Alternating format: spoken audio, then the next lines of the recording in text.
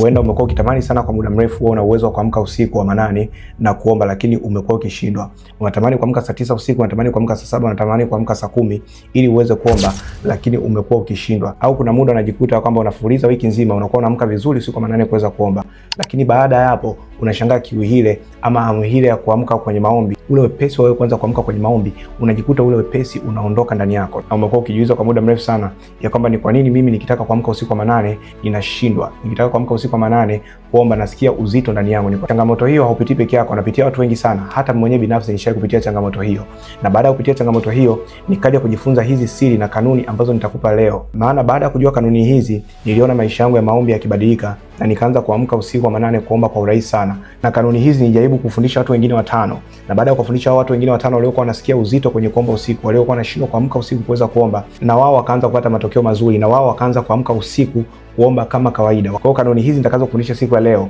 mimi zilinisaidia, ziliwasaidia na watu wengine. Naamini kwamba kanuni hizi zitakusaidia na wewe ambaye unanisikiliza siku ya leo, ambao una changamoto ya kushindwa kuamka usiku wa manane kuweza kuomba. Nitakapofundisha kanuni hizi utakuwa usikii uzito kwenye kuamka, utakuwa ukiamka usiku kuomba, basi una uwezo wa kuomba muda mrefu, wala utakuwa haushikwi na usingizi wa mara kwa mara, wala utakuwa haupati mawazo yoyote ambayo yatakuwa yanakujia kwenye kichwa chako kipindi ambacho utakuwa unaomba. Sasa ninapokwenda kuelekeza kanuni ya kwanza itakayoweza kufanya uwe na uwezo wa kuomba kwa urahisi zaidi.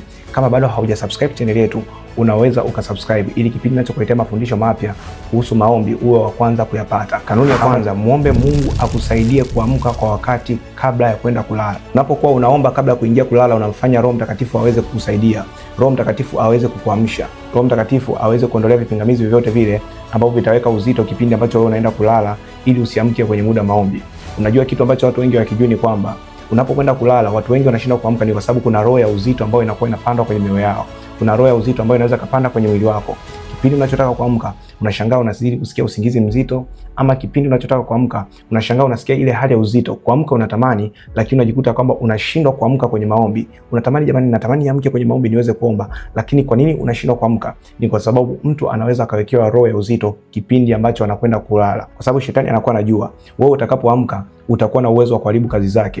Wewe utakapoamka utakuwa na uwezo wa kuharibu vitu ambavyo umekupangia kwenye maisha yako. Wewe utakapoamka utaweza kuombea familia yako itaweza kukomboka, watoto wako wataweza kukomboka, uchumi wako utaweza kukomboka, maisha yako yote yanaweza kubadilika. Kwa hiyo anachokifanya anakuwekea uzito ili usiweze kuamka kuomba. Kwa hiyo unapokwenda kulala unamwambia tu Mungu, ninaomba uweze kunisaidia siku leo niweze kuamka kwa urahisi. Kwa hiyo unapokuwa unaomba maombi ya namna hii, unamfanya vile vitu ambavyo shetani amekuwekea kwenye maisha yako anashindwa kuvifanya. Ile mitego aliyokuwa amekutegea usiku ili usiweze kuamka unakuwa umeweza kuishinda tayari, kwa sababu umemwomba Mungu kabla haujalala. Kwa hiyo unapokuwa unakwenda kulala unamwambia tu Mungu ndani ya dakika moja, unamwomba tu Mungu, naomba tu namna hii kwamba Mungu, ninakuomba sio na kipingamizi chochote ambacho kitanifanya nisiweze kuamka, sio na kitu chochote ambacho kitanifanya nisiweze kuamka. Mungu, ninaomba unisaidie. Mungu, ninaomba unitie nguvu. Mungu, ninakuomba siku leo ninapokwenda kuamka, basi nikaombe sawa sawa mapenzi yako. Baba, nakataa kila roho ya uzito iliyokaa kwenye maisha yangu ambayo inanifanya usiku nisiweze kuamka, kwa mamlaka ya jina la Yesu Kristo ambaye hai. Mungu, kanuni ya pili itakayoweza kufanya wewe unaamka usiku kwa urahisi zaidi kwenye maombi ni kutafuta mtu ambaye utakuwa unaomba naye, ama mtu ambaye mtakuwa mnakumbushana itakapokuwa inafika saa 8 usiku ili muweze kuomba kwa pamoja. Utatafuta mtu yote, mtu ambaye unajua anapenda maombi kama wewe, mtu ambaye unajua huwa anamkaga usiku kwenye maombi. Unamwambia tu, labda ndugu yangu, utakapokuwa unaamka usiku, ninaomba na mimi unipigie simu uweze kunishtua ili tuweze kuomba kwa pamoja, ama tu aweze kukushtua wewe uendelee na maombi yako na yeye aendelee na maombi yake. Unapofanya hivi utajikuta kwamba muda mwingine unasikia usingizi, muda mwingine umepitiliza muda ambao unatakiwa kuomba, lakini mwenzako anakukumbusha wewe uweze kuomba. Mwenzako anakupigia simu, anakutumia message ili uweze kustuka, ili uweze kuamka kuomba. Kwa sababu sio rahisi sana kwa watu wote wawili kuweza kupitiliza usiku muda maombi unapokuwa umefika. Hapana, anaweza kapitiliza mmoja akamshtua mwingine, anaweza kapitiliza huyu akamshtua huyu, akipitiliza huyu anaweza kamshtua mwenzake, na itafika muda utajikuta kwamba unaamka automatically usiku kuomba bila hata kuamsha. Kwa nini? Kwa sababu umeshazoea kuamka, umeshazoeshana kuamshana kila siku usiku kwenye maombi. Sasa ninapokwenda kuelekeza kanuni ya tatu, kama bado haujalike video hii na inakubariki mpaka pale tulipofika, basi unaweza ukalike mahali pale. Sasa kanuni ya tatu itakayokufanya wewe uweze kuamka kwa urahisi zaidi usiku kwenye maombi ni kuweka alarm kipindi unacholala. Ninaomba unisikilize kwa makini sana. Watu wengi huwa wanafikiri kwamba kuweka alarm sio kitu cha kiroho. Kuweka alarm ni mbadala wa mtu mwingine kukuamsha. Mtu ambaye anakuamsha usiku kwenye maombi anaweza kalala, ama wewe mwenyewe unaweza kupitiwa, lakini alarm haiwezi kupitiwa. Unapoweka alarm inakuwa unaweka alarm ya kukumbusha wewe kuweza kuomba. Na kuna baadhi ya simu nyingine alarm huwa izimi mpaka kipindi ambacho utaamka na kuweza kuizima. Jitahidi kuweka angalau alarm 3 kwa sababu ya kwanza inaweza kalia usisikie lakini ukaisikia pili. Ya pili inaweza kalia usisikie lakini ukaja kuisikia tatu. Hii itakusaidia sana wewe kuweza kuamka kwa urahisi sana. Hali hii itakufanya wewe uzoee kuamka usiku wa manane kuomba kwa sababu akili yako itakuwa imejitune, brain yako itakuwa imejitune kwamba kila siku inapofika saa 8 usiku, kwa utajikuta kuna muda inafika kipindi ambacho hata kabla alarm haijalia unajikuta wewe unakuwa na uwezo kuamka kwa urahisi zaidi. Sasa kanuni ya 4 itakayo kufanya wewe uweze kuamka usiku kwa urahisi zaidi kuomba ni kuandika mahitaji yako ya maombi kabla haujalala. Kuandika mahitaji yako kabla hujalala itakupa hamasa kwenda kuamka. Kwa sababu watu wengi muda mwingine huwa wanapata uvivu wa kuamka usiku kuomba kwa sababu wanakuwa hawajui ni kitu gani ambacho wataamka kwenda kuomba. Haujui utakapoamka utakwenda kufanya kitu gani. Haujui utakapoamka utakwenda kuombea nini na nini. Kwa unashangaa ndani yako unapata uzito wa kwenda kuamka. Sio kwa sababu hutaki kuamka, hapana, ila kwa sababu haujui ni kitu gani cha kuomba. Unakuwa hauna purpose, unakuwa hauna mwelekeo ambao unakufanya wewe uweze kuamka kwenda kuomba. Labda kwa mfano unasema mimi usiku leo nakwenda kuombea watoto wangu, nakwenda kuombea familia yangu, nakwenda kuombea na uchumi wangu. Kwa hiyo hii hali itakupa hamasa wewe kuamka kwenda kuomba kwa sababu unajua kwamba usiku leo nakwenda kupiga kitu 1 2 3 4 5. Sasa kanuni ya 5 ambayo itakufanya usiku uweze kuamka kwa urahisi ili kuweza kuomba ni kwamba utakapoamka usianze kujipa dakika 5 ama dakika 10 ya kama ngoja niongeze dakika 5 ama dakika 10 nitaamka kwenda kuomba. Naomba unisikize kwa makini sana. Mungu anaweza kukuamsha, alarm inaweza kalia usiku ili uweze kuamka kwa ajili ya maombi ya usiku, lakini kitu ambacho kinaweza ikawa kinakusumbua ama kitu ambacho kinakupa changamoto kwenye maisha yako ni kwamba wewe unajipa muda. Unasema kwamba ngoja nijipe dakika 5. Ngoja nitaamka baada ya dakika 10. Ngoja niongezee dakika 15. Nimechoka. Ngoja niongezee dakika 15 nitaamka. Kile kipindi ambacho unasema ngoja niongezee dakika 15 nitaamka, ndicho kipindi ambacho shetani anaingiza maroho ya usingizi, anaingiza maroho ya uzito. Unajikuta kwamba wewe unashindwa kuamka kuomba, sio kwa sababu haukuamsha Roho Mtakatifu, ila ni kwa sababu uliweka uvivu. Unajipa poo mwenyewe, unajipa pumziko mwenyewe. Nipanga nitaamka saa 8 kamili usiku kuomba, lakini nitaamka saa 8 na robo, nitaamka saa 8 na nusu. Utakaposhtuka kuanza kuomba, immediate anza kuomba moja kwa moja. Usianze kutafuta muda, usianze kuvutavuta kamuda kwanza kaende kidogo. Usianze kuvutavuta kwanza kamuda kaende mbele kidogo. Utakapoamka make sure kwamba unaamka moja kwa moja. Na shetani anakuwa kupandikizia uzito ule wa kuweza kufanya nini? Wa kuweza kuomba. Kwa sababu muda ambao utakuwa umeamua kuomba, mbingu zinakuwa zimejiandaa kwa ajili ya kusikiliza. Ulinzi wa kimungu unakuwa uko pale. Masikio ya Mungu yanakuwa yako pale kwa ajili ya kuweza kusikiliza wewe pamoja na maombi yako. Lakini unapokuwa unapeleka muda mbele, ni kama unakuwa unamsubirisha Mungu. Ni kama unakuwa unawasubirisha malaika wa Bwana ambao wako tayari kwa ajili ya kuhudumia. Ama kuna muda mwingine inaweza katokea kwamba Roho Mtakatifu amekuamsha saa 8 dakika 55, amekuamsha saa 8 dakika 50. Wewe umepanga kuamka saa 9 kamili. Usiseme kwamba ngoja nisubiri kwanza dakika 10. Huwezi kujua Roho Mtakatifu kwa nini amewahi kukuamsha. Huwezi kujua kwa nini umewahi kuamka kabla ya alarm. Kwa sababu watu wengine wanasema kwamba ngoja nisubiri kidogo, ngoja nisubiri kidogo. Nimeamka saa 8 na nusu. Ngoja nisubiri mpaka ifike saa 9 kamili. Unajikuta kama saa 9 kamili imefika, umepata na usingizi mzito na umeshindwa kuamka kabisa. Kwa nini? Kwa sababu Mungu alikuwa amekuamsha mapema, kwa sababu alikuwa anajua kwamba unatakiwa kuomba mapema. Ama muda mwingine Mungu alikuwa amekuamsha mapema kwa sababu alikuwa anajua kwamba ule muda ambao umejipangia kuamka kuna attack ama kuna shambulio ambalo shetani ameliandaa ambayo itakufanya wewe usiweze kuamka siku ya leo. Sasa ninapokwenda kuonyesha kanuni ya 6 ambayo itakufanya wewe uweze kuamka kwa urahisi zaidi usiku. Kama bado haujasubscribe channel yetu, unaweza ukasubscribe pale ulipo. Na kama bado haujalike video hii na inakubariki mpaka pale tulipofika, basi unaweza ukalike mahali pale. Kanuni ya 6, weka nia kuamka usiku, ondoa sababu, jikane.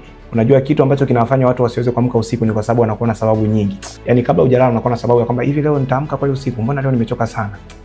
Leo siwezi nikaamka usiku. Nitaangalia kama naweza nikaamka leo usiku.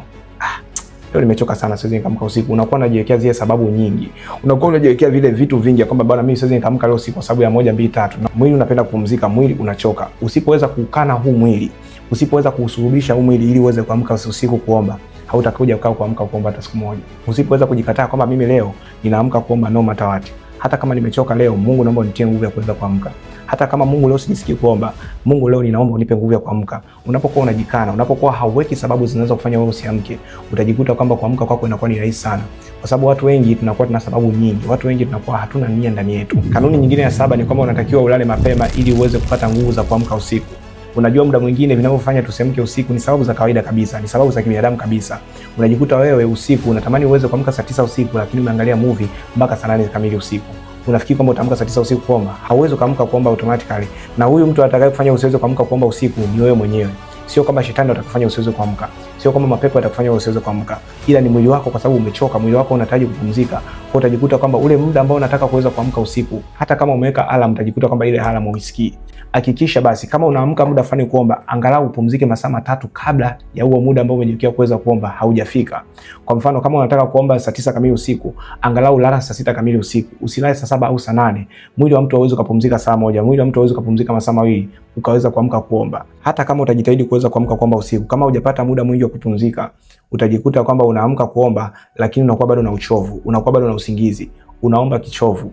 Ninapokwenda kuelekeza kanuni ya 8 itakayoweza kufanya wewe unaamka kwa urahisi zaidi usiku unapokwenda kuomba. Kama bado hujasubscribe channel yetu, unaweza kusubscribe pale ulipo.